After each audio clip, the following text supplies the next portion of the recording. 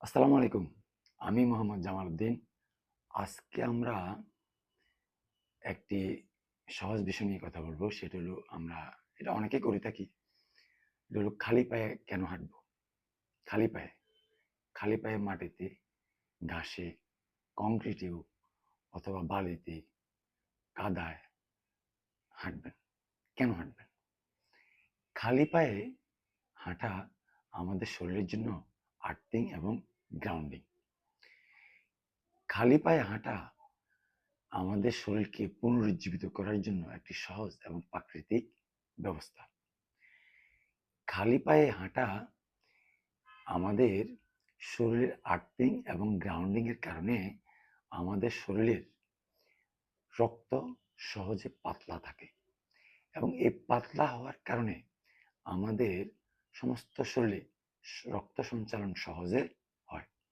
এতে আমাদের হৃদরোগের ঝুঁকি হ্রাস পায় এবং হৃদযন্ত্রের কার্যক্ষমতা বৃদ্ধি পায়। এটি একটি শক্তিশালী এবং প্রাকৃতিক চিকিৎসা পদ্ধতি। খালি পায়ে হাঁটা এবং প্রকৃতিতে হাঁটা এটা মানসিক চাপ কমায়, মানসিক স্ট্রেস থাকলে এটা কমায়। আধুনিক জীবনযাত্রা এবং অস্বাস্থ্যকর খাদ্য অভ্যাসের কারণে আমাদের শরীরে প্রচুর ফ্রি রেডিক্যালস তৈরি হয়। খালি পায়ে হাঁটার কারণে এই ফ্রি রেডিক্যালসগুলি নিরপেক্ষ হয়ে যায়। এটা আমাদের জন্য অনেক উপকারী।